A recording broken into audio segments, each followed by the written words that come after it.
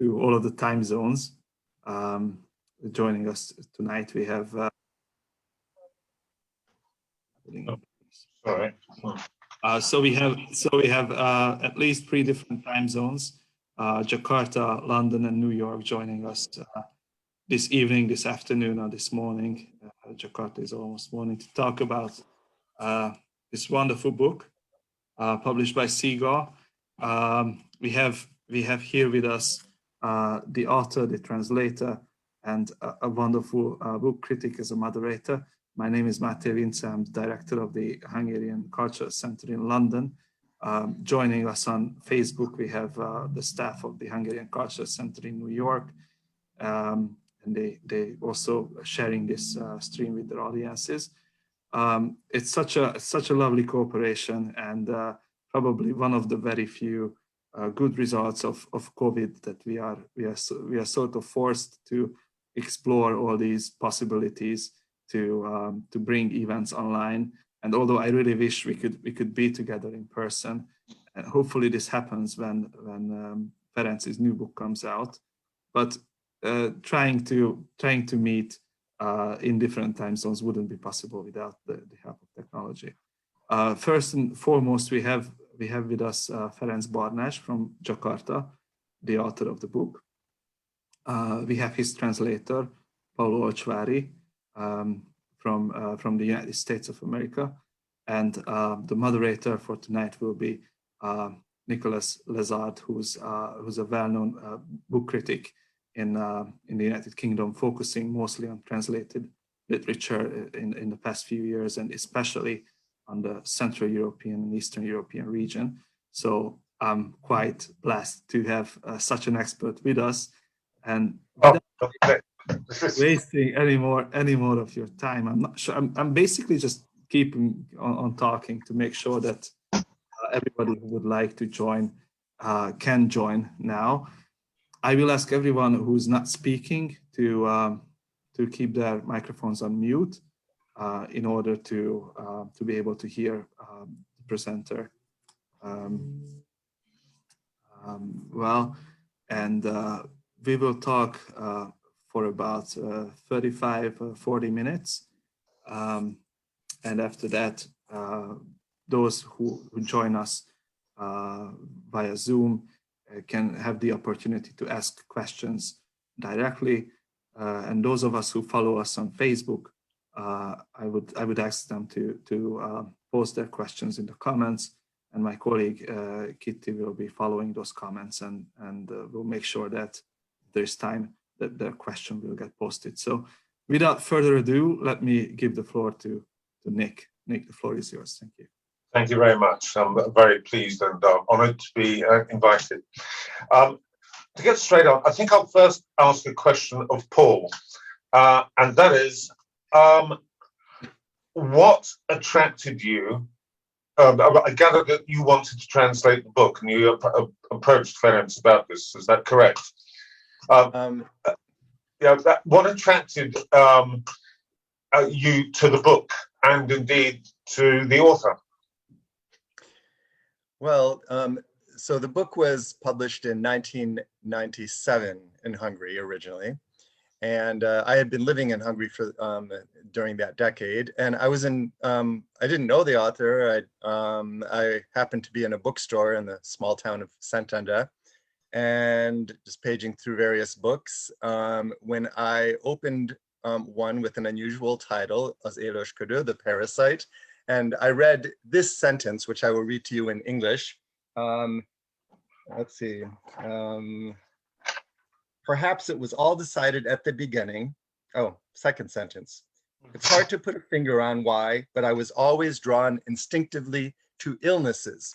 I thought, well, then the protagonist in this chapter on this page goes on to describe how, as a boy, he sought out every opportunity to get admitted into hospitals. And I couldn't stop reading. I bought the book. After reading the first chapter, I just knew I had to translate it somehow or other. And it took me some doing, but finally I managed to track down the author, maybe through his publisher.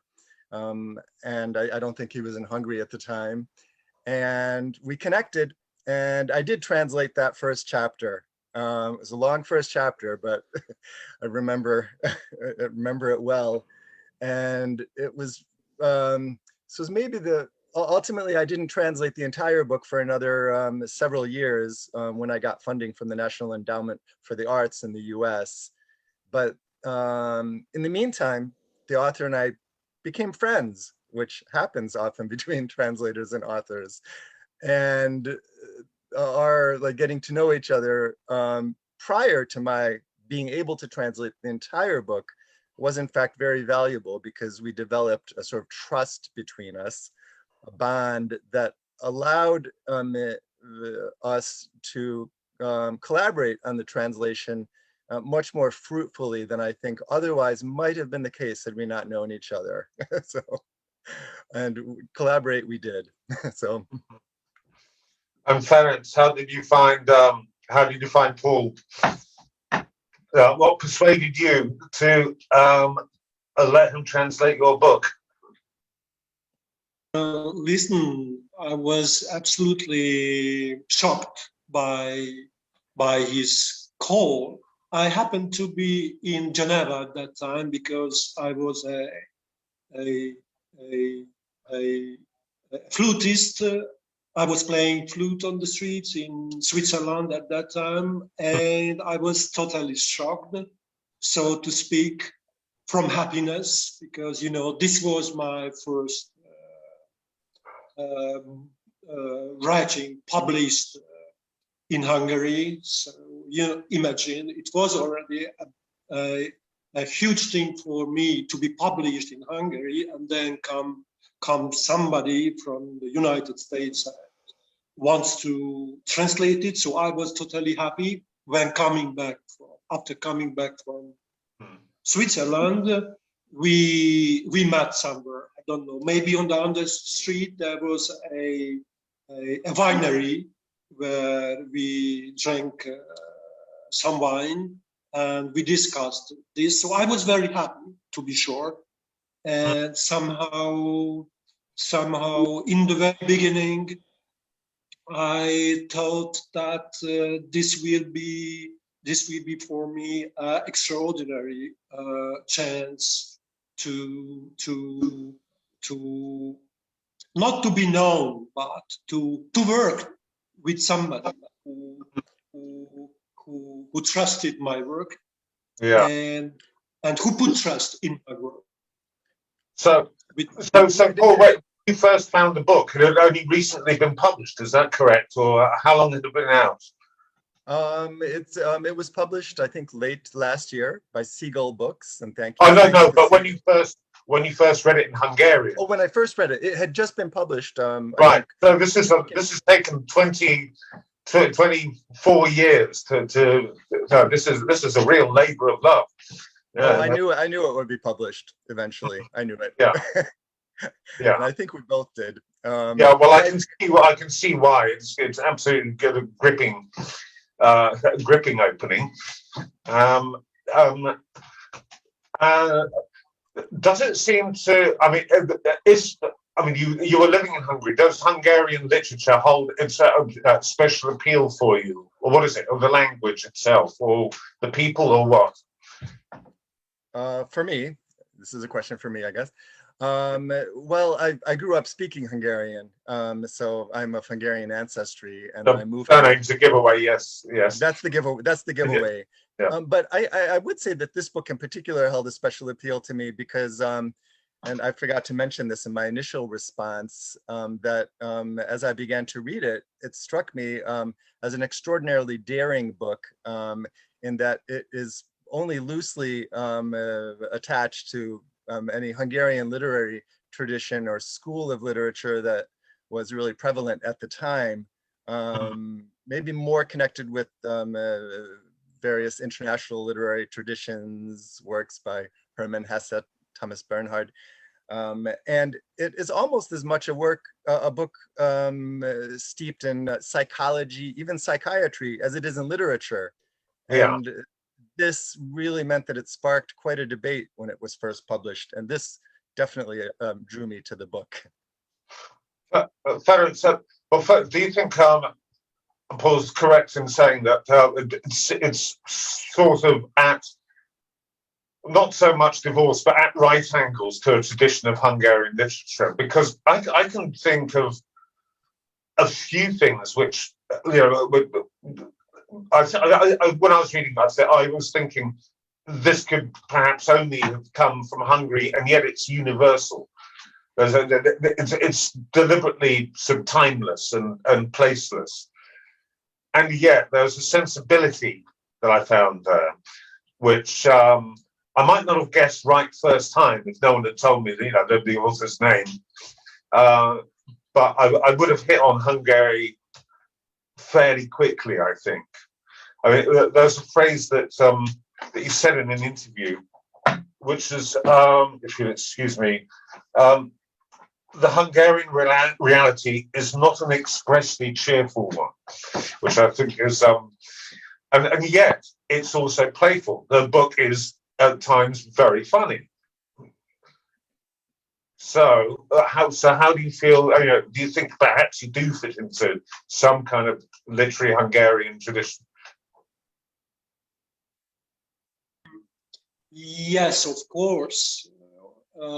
I may not forget, or no one may forget, that I am writing in Hungarian.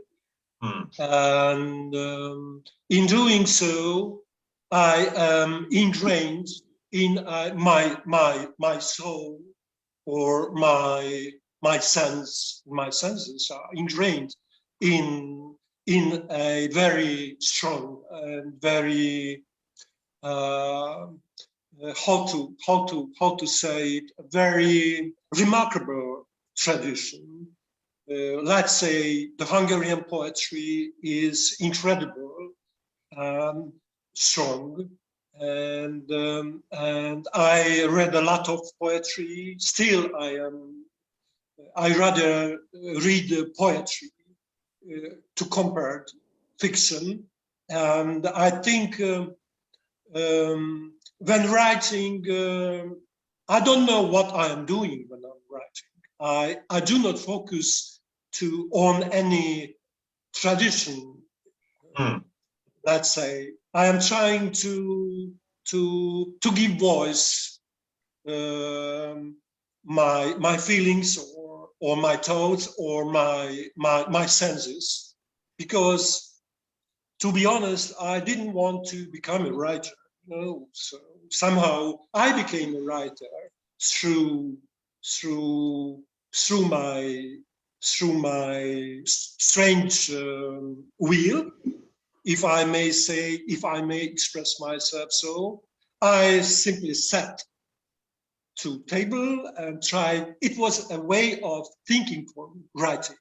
So when it comes to the questions whether my writing originates in Hungarian literary tradition, I can't answer these questions, because somehow my writing and the Hungarian literary tradition happens to coincide somehow, but I am not aware of that,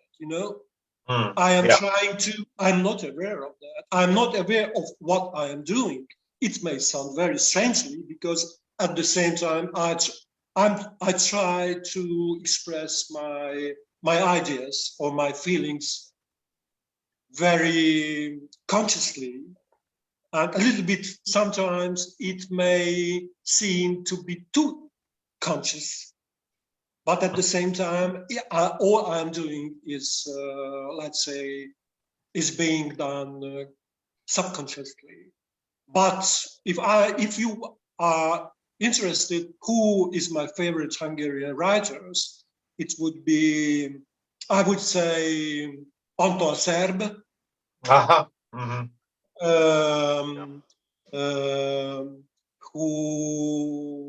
who had a huge impact on me, writing his word literature, history of word literature, simply opened my eyes to word literature, and that was lasting for my literary career, because I always tried to focus on on international things, what is going on in the international literature, in the world of the international literature. I'm glad you mentioned Untitled Chapter, because he was my first introduction to Hungarian literature, and his English translator, Len Ricks, actually learned Hungarian in order to translate this book, which has achieved. Jenny Moonlight has achieved some success in this country, but there is. There's a certain playfulness to it. It's both serious and extremely playful. And I'd like to think, correct me if I'm wrong, if I'm generalizing too much, but this is a particular Hungarian characteristic. Sorry for interrupting you. I think yes, but it comes from, I suppose it comes from our very reality. So one may not forget that we have lived under dictatorship for 40, 50 years, or if we put it in a wider context, Hungarian people like to complain about their very difficult history, Soviet occupation, Turkish occupation, German occupation, etc., etc. They may not, they do not like face their real story and their real problems, and one should forget what the occupying powers, how the occupying powers suppress them. But let's focus on the question. So I think the Hungarian reality is that we live under hardships, and when you are in a sort of dictatorship, I am not talking about the present time, because that would not be fair. I am talking about my own life. I grew up under Kader regime, and in that time, one had to live with a sort of double consciousness. You live in a dictatorship, but at the same time, you have to live on your life. So there is a double standard. When anyway, I like to draw attention to a very important fact. I think one should not generalize. I am coming from a strange, my life personally was affected by my family, how I grew up. I grew up quite strangely, with a huge family and somehow with a strange father, with a wonderful mother, but somehow I had to learn very early in my childhood that life is quite complicated. And you may not say it is black or it is white, or your father is authoritarian, or your father is a loving figure. Your mother is a wonderful creature, at the same time can behave very strangely. And you yourself will soon discover your own strange personality. You always pay attention to yourself, and you discover that you are strange as well within the Hungarian society, which lived at that time under dictatorship. But you shortly and very soon discover how you are affected by that political system, and how you influence your very close and your surroundings. And the bigger picture is always complicated, is always complex. So I grew up in a dictatorship under which I learned how to be playful. My mother played always piano.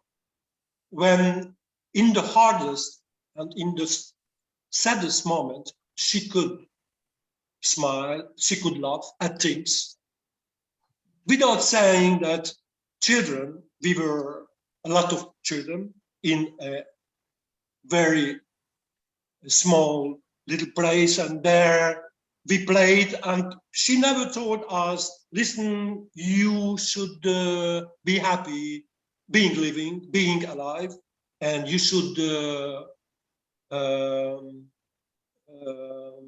be glad and be grateful for God or something. She never said that, but her way of living was very cheerful, was wonderful. So I think one learns a lot through instinctive things.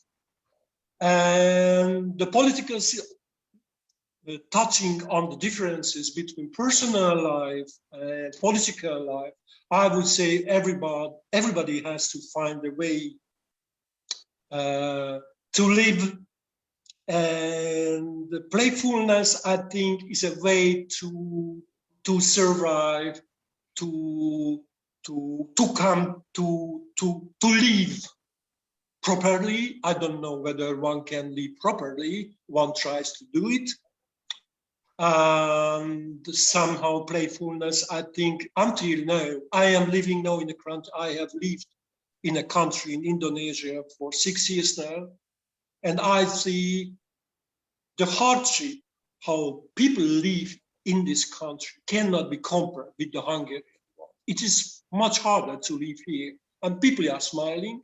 People, I wouldn't say they are happy. They may seem to be happy, and they are happy, but at the same time, it is an art how to live under hardship. And I think playfulness, humor, is a way to overcome all tragedy. I wouldn't say tragedies, because it would be a cliche. It would be a commonplace. Because when we are sad or we are suffer, as my protagonists do in this strange novel called Parasite, this is he finds a way how to make joke, how to make fun of himself, and how to make fun of the world or even God. Yeah. Well, one gets the impression that the narrator of The Parasite would find a way of having troubles, whichever political system he was under. But when you were growing up, please, this is for my own personal enlightenment. When you were growing up, were there contemporary Hungarian writers who were given a certain amount of freedom or latitude to talk about in their writing, or was there a sense of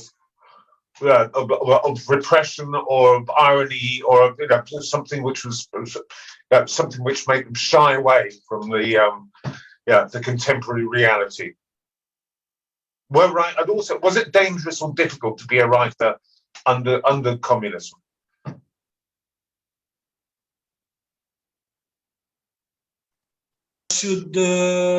I should differentiate between the early stage of Kadar regime, which was after the uprising after 1956. It was very, very hard. So people were killed, and people suffered, and people went crazy, etc., etc. I grew up a little bit later. I was born in 1959. I grew up my teenager years 70s or something like that. And in that time, especially in that time, the Hungarian postmodern, let's say, Péter Eszterházy played a very important role to how to be playful in literature, how not to accept the reality, how to achieve literature so that you do not I am trying to focus on important things. First of all, Ivan Mandy came into my mind first. He was a writer who lived under that dictatorship, and he wrote beautiful stories. about the life, about the Budapest people living very simply, but at the same time, they saw the everyday lives beauty in the Kader regime, living under hardship, allowed him to see how life gives us not only hope, not only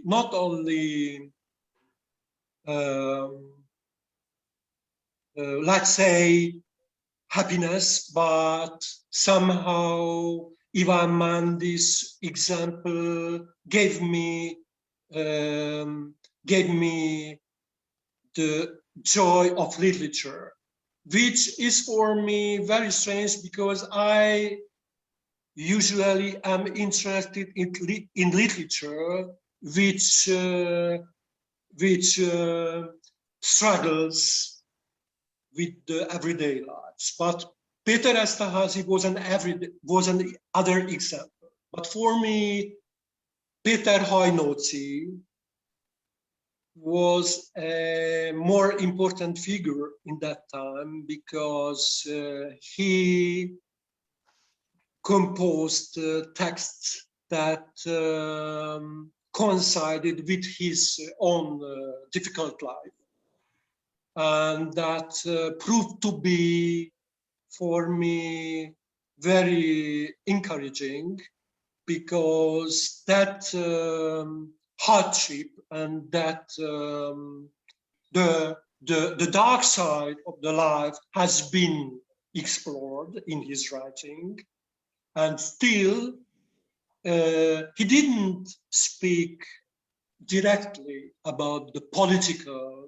situation of Hungary, but still one could feel and what one could feel how this beautiful writer struggled and dealt with his own problems, but at the same time with universal themes. He was struggling with alcoholism. He couldn't. He wrote a beautiful novel called beautiful novelette, I would say.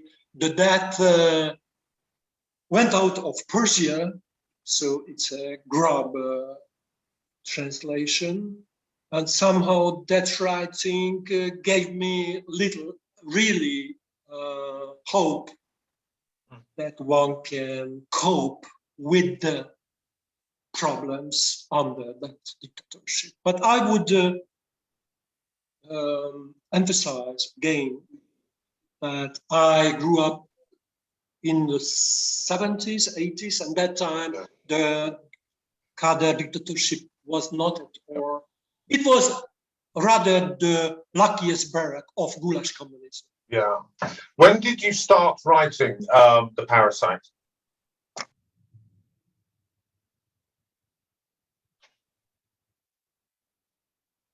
I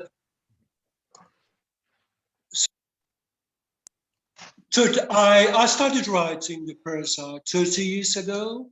Somehow I started writing it out of sheer, let's say, necessity. Somehow I didn't know that I aimed to write a novel. I simply sat to the table and set out to write. I'm going to be a little mischievous here.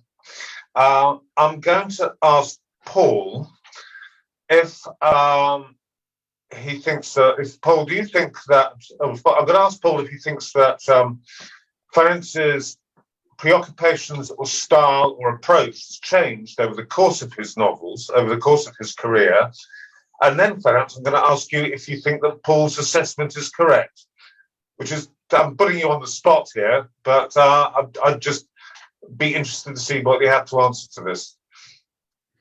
I think Paul is. Oh, sorry. Yeah, please go ahead. This is a question for Paul, right? Yes, no problem. Yeah. You listen to Paul and then you answer that. Yeah, you tell me if he's got it wrong or not. Well, so I've translated myself two of Ferenc's several novels, and so I guess I would say that in the Parasite, Parasite is very much like an internal monologue. I mean, the protagonist is afflicted by various neuroses, and one thing that hasn't changed is the universality. The protagonists, many of the characters are often nameless, and places are often nameless. But I think as the Parasite was Ferenc's first novel, the next novel I translated, the ninth, which I'm not sure, was that your third novel, Ferenc, or it may have been your third novel? That in fact was inspired by Ferenc's youth.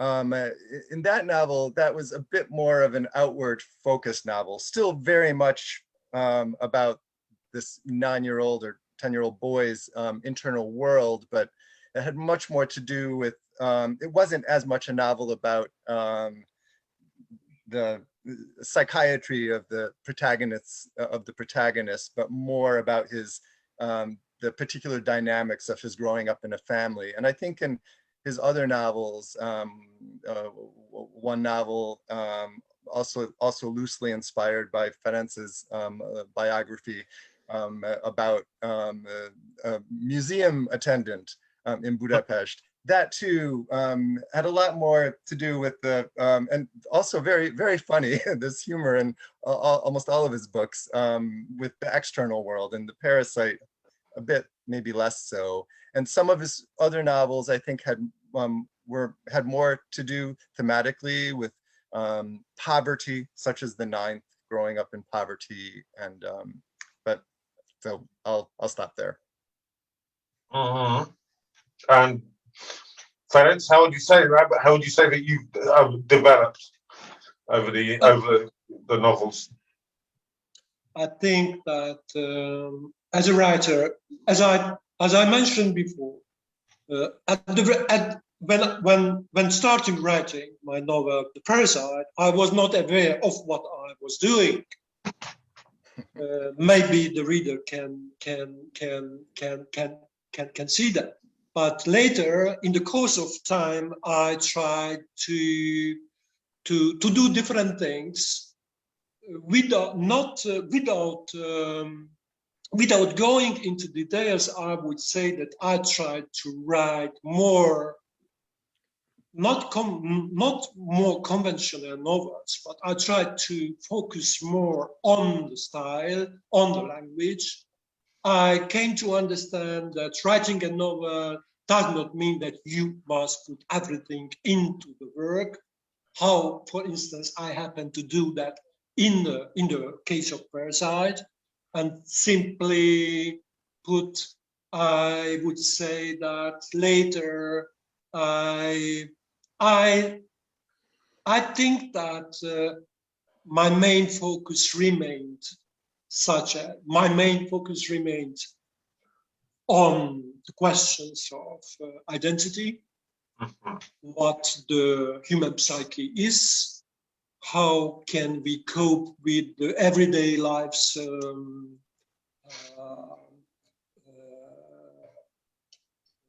problems, or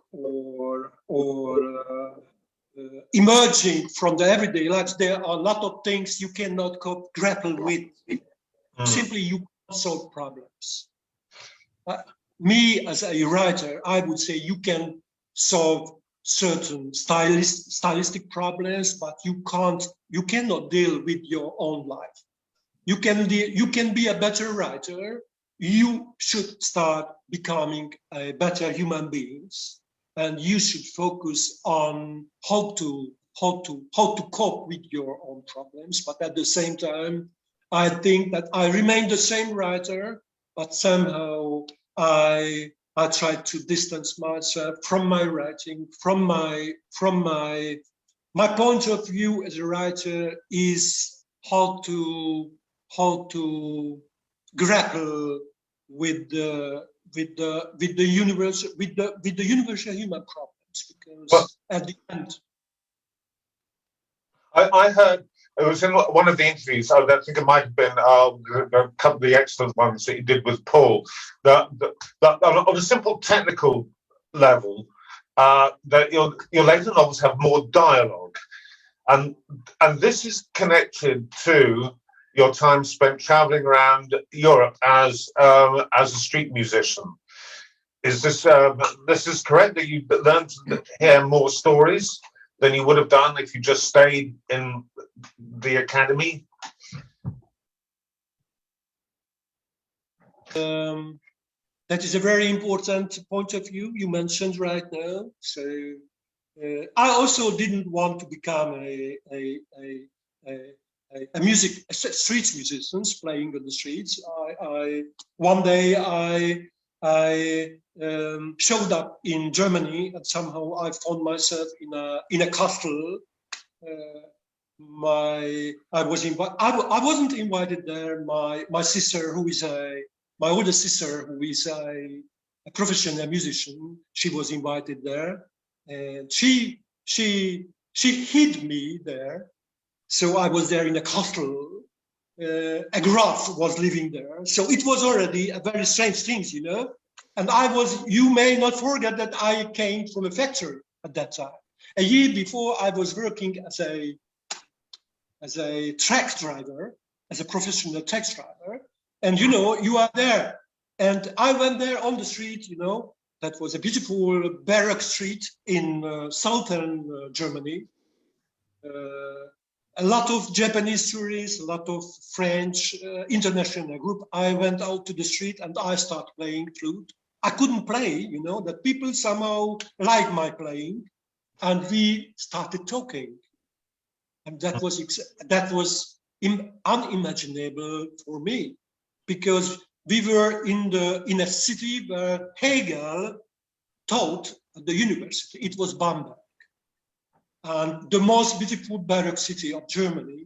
And we were talking about Hegel. We were talking about, because people came there because they somehow saw that this guy is not a professional musician. He is a strange creature who can play some kind of music, but he happens to be a different person. We started talking, and these dialogues somehow later impacted my writings, really.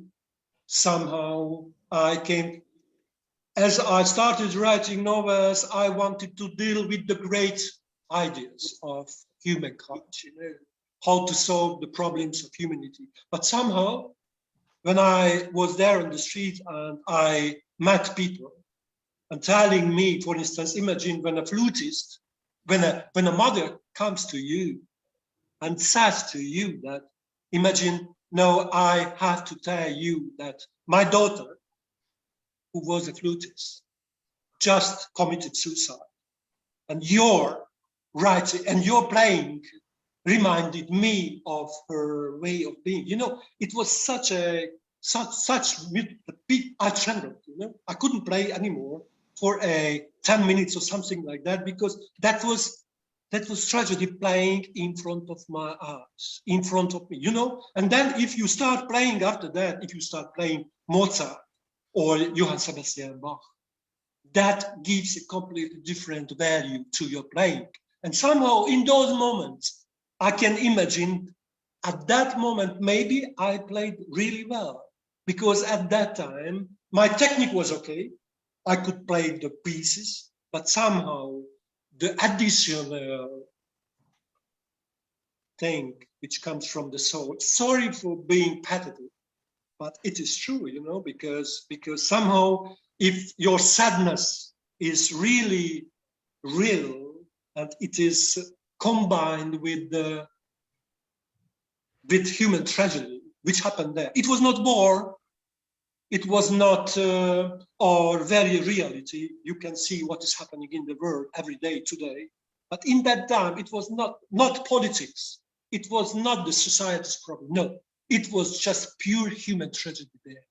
And when later I started playing, the woman still stand there. She was still standing there, listening to you. So it was simply incredible. So, and that I later tried to put all these stories into my novels, for instance, into the novel of Bagatelle, which is about this time of my life, 20 years or something. I would note that music threads its way through, in some form or other, through most all of Ferenc's novels. Yes, I noticed that. It's present in especially in the beginning of the Parasite. I also loved, if I might say on a personal note, the little speech about how chamber music is far superior to orchestral music, if you remember that.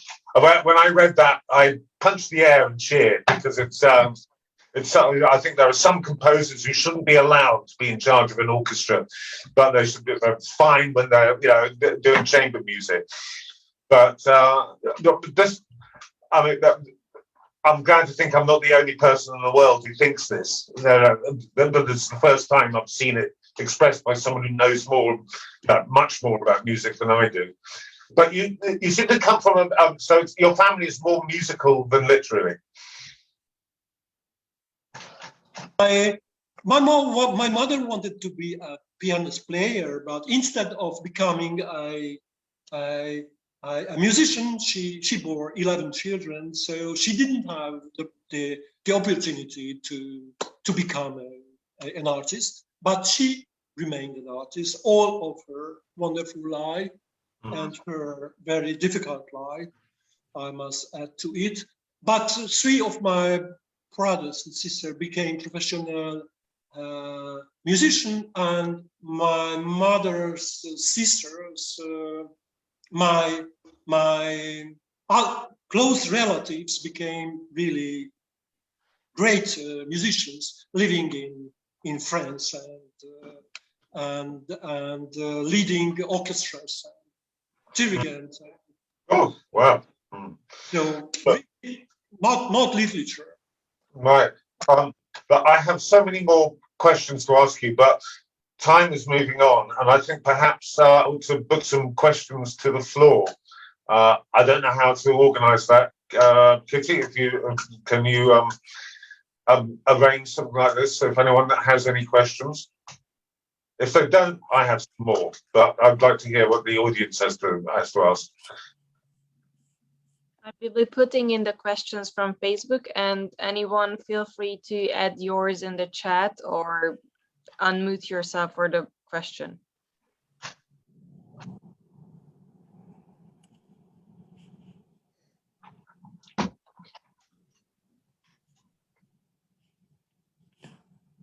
If I may ask one question from Paul, because Paul has been really working more, almost as much of an agent as a translator. I mean, he's been doing so much, trying to get contemporary Hungarian artists published, and I would like to ask you if you could give some insight on how this work is going. How can you? What's the work behind Ferenc's publication after you translated it? How do you proceed with it, and what's the reaction that you're getting to contemporary Hungarian literature like Ferenc's? Oh, well, I'll try to answer very briefly what could be answered in quite a long time. So taking Ferenc's novel, The Parasite, as an example, so I translated that more than 10 years ago, and then I had funding to translate it at the time. What translators don't have funding for, especially if they're simultaneously serving as agents, which often they are, informally, so not for a commission, but simply because they're devoted to their translation and on a personal level to their authors, is then finding publishers. And of course, in the modern era, in the past 20 or so years, much of this simply takes place over email. And I mean,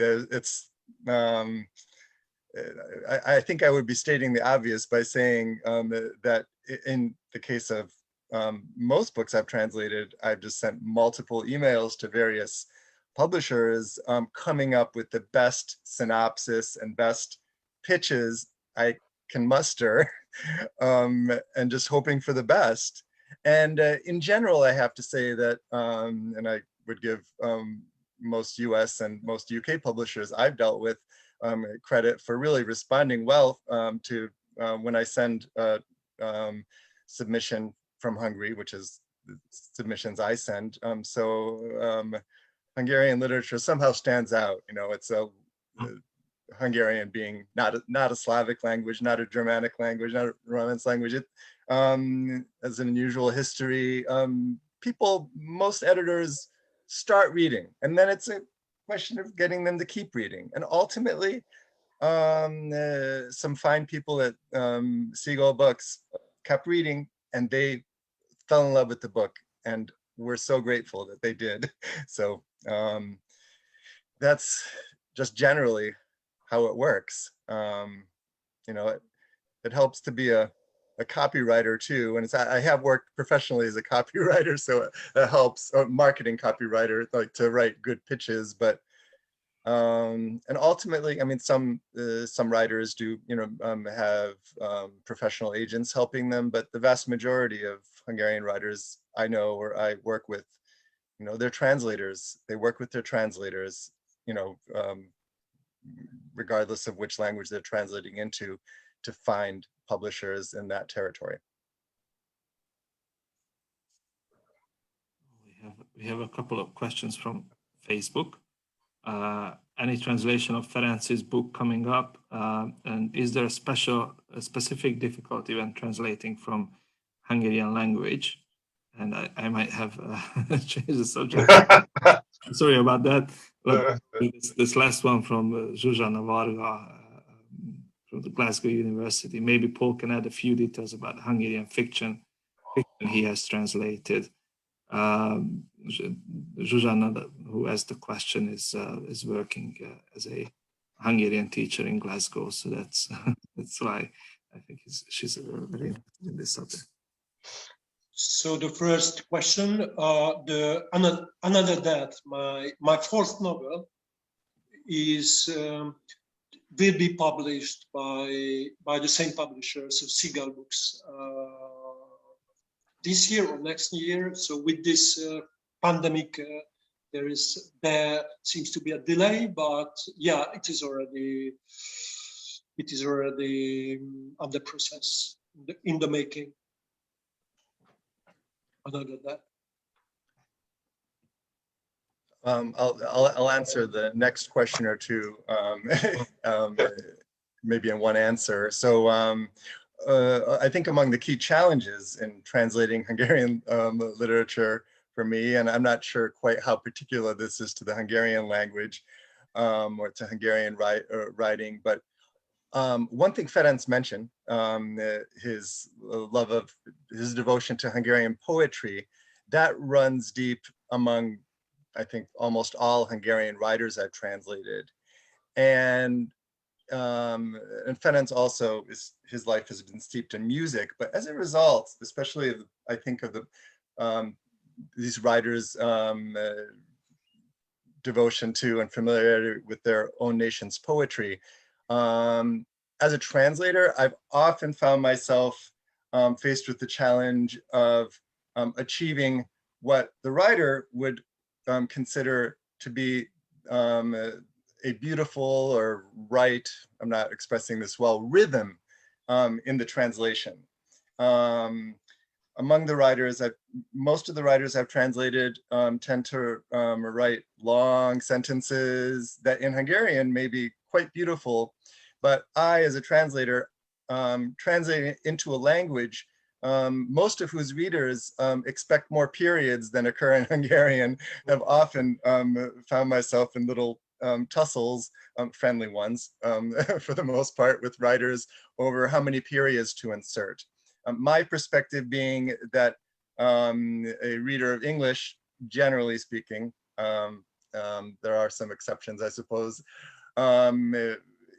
is likely to be less distracted by, in some cases, by some sentences that have periods in them, because they'll end up inserting periods anyway mentally. So I might as well do it for them. And then the writer says, no period. And then ultimately, the copy editor at the press that is publishing the novel might then insert the periods anyway. So this gets very complicated. Among the other Hungarian writers I've translated, with whom I've had similar collaboration and similar challenges, a great writer, and in fact, Zsuzsanna Varga, I can credit her with introducing me to him, is György Dragoman, whose novel, The White King, I translated more than 10 years ago. And so anyway, that wonderful novel as well. Yeah, I'll stop there. Oh, thank you very much. And also thank you for shedding a light on why Twitter never became very popular in Hungary. Yeah. I think there are some words in Hungarian which exceed the character limit. That's right. That's right. I see that Patricia is raising her hand for a question. Yeah, right. Hi, can you hear me? Yeah, hi. Yes, hi. We can hear you. So yes, I have question for Ferenc Barnás. Did you at one point mention that Hungarian and Indonesian aren't happy people? I mean, I haven't read your book, Parasite, but I read the synopsis and it sounds interesting. I mean, for me, it seems like a little bit looking at a very bitter life. So I just curious, and then if I listen correctly, I think you said that Indonesian and Hungarian are unhappy people. Is it? Did you mention that? Happy or unhappy? What do you mean? Happy or unhappy? Not happy. Unhappy. No, I'm sorry. Then in that case, so you got me wrong, or I expressed my thought not correct. I didn't express it correctly. No, I think on the contrary, I think Indonesian people are very happy. Okay, I wanted to draw attention, or I wanted to put emphasis on a very important thing, that hardship do not prevent one becoming a happy or hardship can contribute, can enrich your life. Even under hardship, you can live a happy life. Indonesians are better at doing it in compared to Hungarians, because Hungarians easily fall victim to their own, let's say, and I know I am generalized, and I am sorry, and I apologize at all Hungarians who think I am wrong in their case, or I do not. It does not describe their case exactly. I would say that in Hungarians usually like to fall victim to their own, let's say, they like to complain. Everybody likes to complain. Indonesians also like to complain, and I guess the Americans and the British also, but the emphasis is on the extent. So if I don't know, what do you think about this, Nick? Yeah. Well, I mean, one thing that struck me, the British are extremely good at complaining. They make an art form of it. I think I'm half American as well, so I don't think Americans actually really get complaining. They don't turn it into an art form in the way that the British and the Central Eastern Europeans do. Whereas I'm also my half American side is half Polish, so So the Poles and the Hungarians are kind of friends like this. Oh, So, great. but I mean, there's one thing that I noticed in your,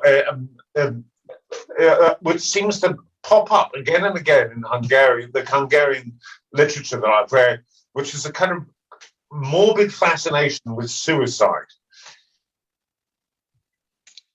Yes, I don't Not know. semi-humorous and morbid at the same time.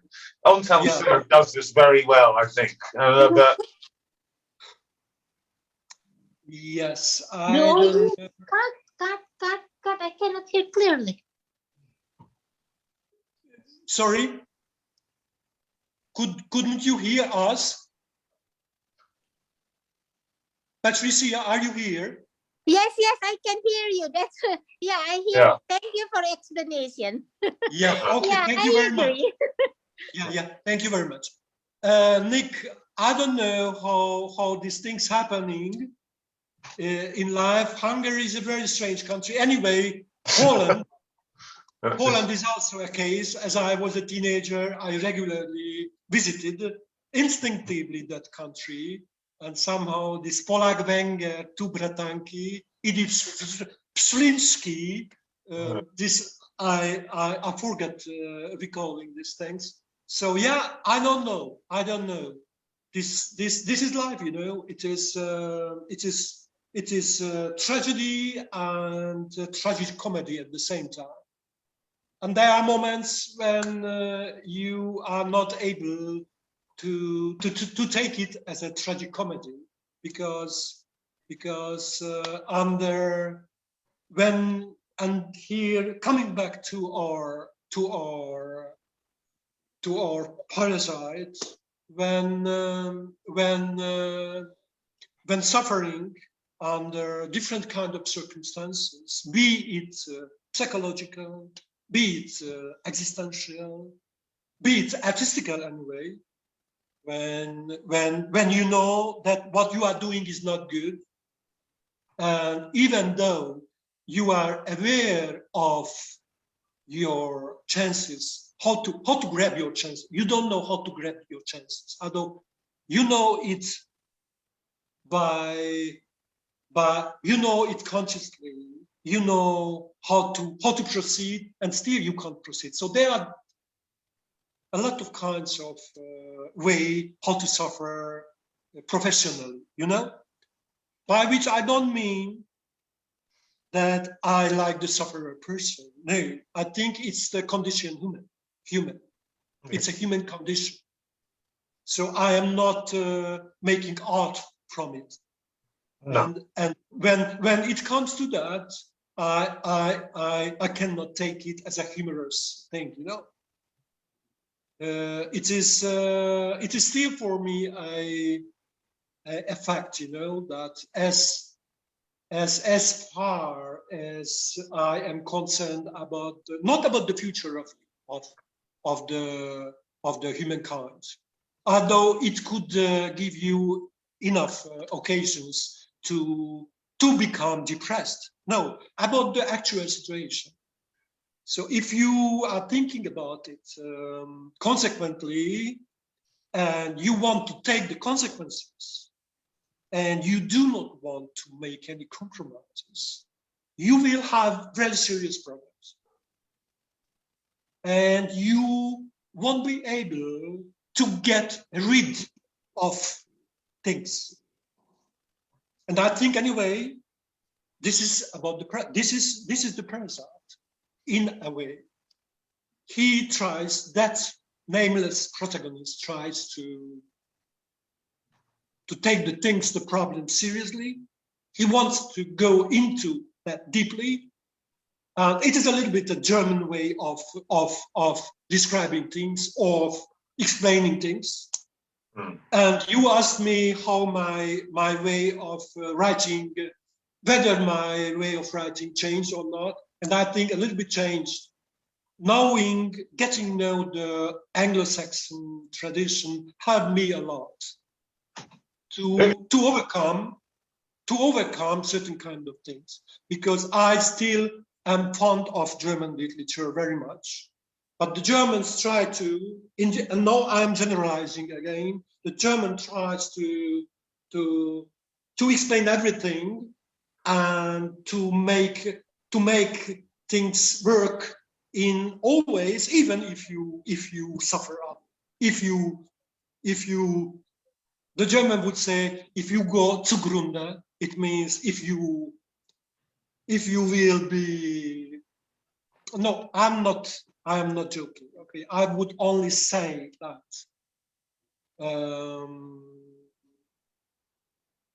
the suffering person is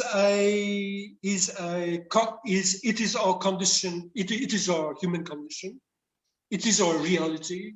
See the story in Palestinian-Israel conflict. See the conflicts in Afghanistan, or see the conflicts even in other parts of the world, and see, if less generalized, see how people live, let's say only in Hungary. A part of the people there live under, so the poor people will never have the same access to things as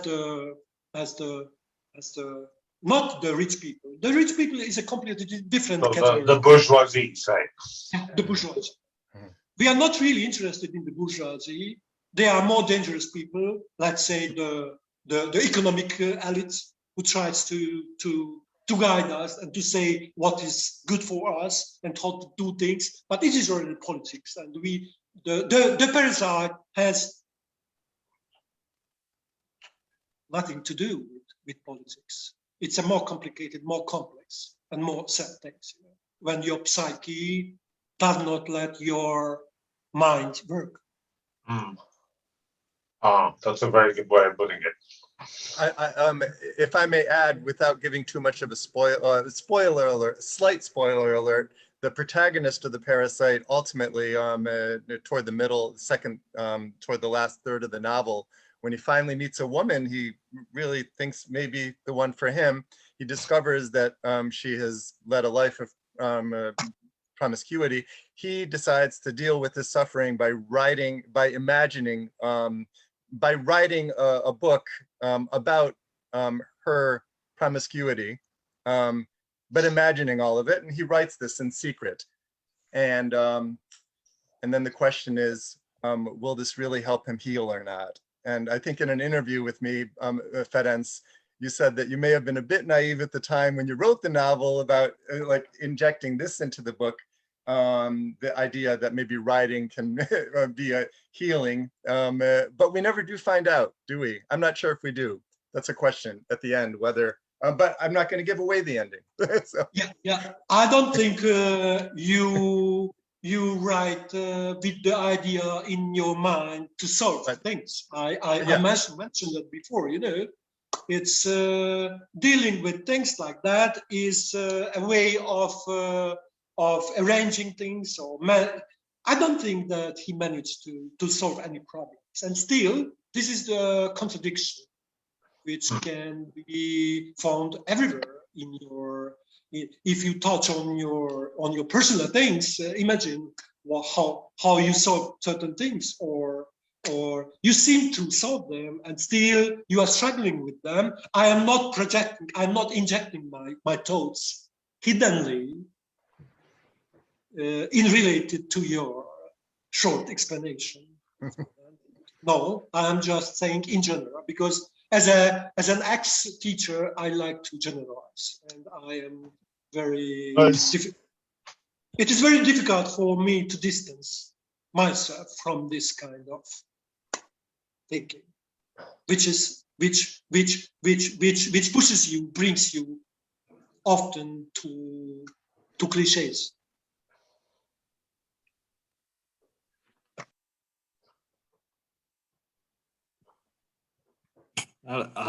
If it makes sense for you. Oh yes. No.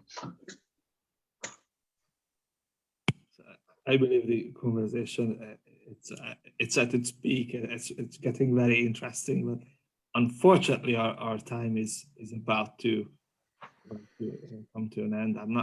I don't want to leave any questions with you, Nick. If you have any final questions or thought, and I think it's time for to ask them. And I don't know if the audience has a final question.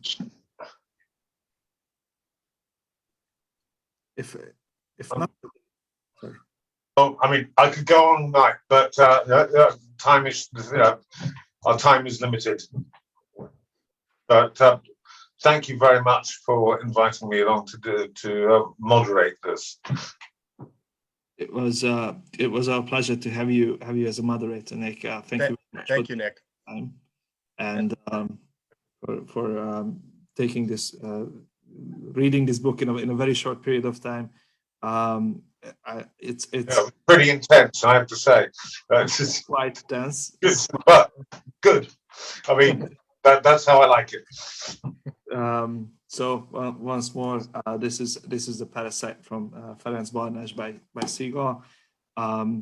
It can be ordered online. If you want to explore your inner parasite and your inner mind and your inner thoughts and your darkest fears, then it's a good start.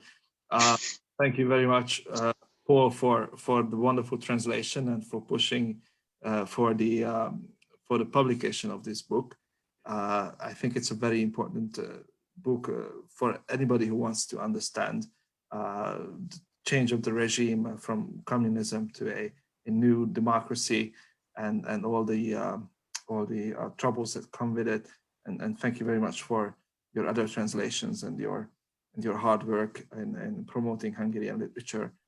And last but not least, Ferenc, thank you very much for being with us. I know it's almost in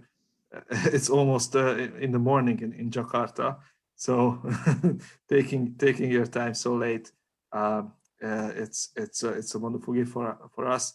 Thank you very much for being with us, and all of you who have watched this discussion. Make sure you stay with us. We will have a couple of more literary programs coming up this year. Most of them hopefully offline with streaming over Facebook, but in person. And I can't wait to see everybody in person. We do have Lenrix's new books coming up. He was mentioned in the discussion, as well as others. So thank you very much. And like I said, it's good night, good morning, and good afternoon. Take care.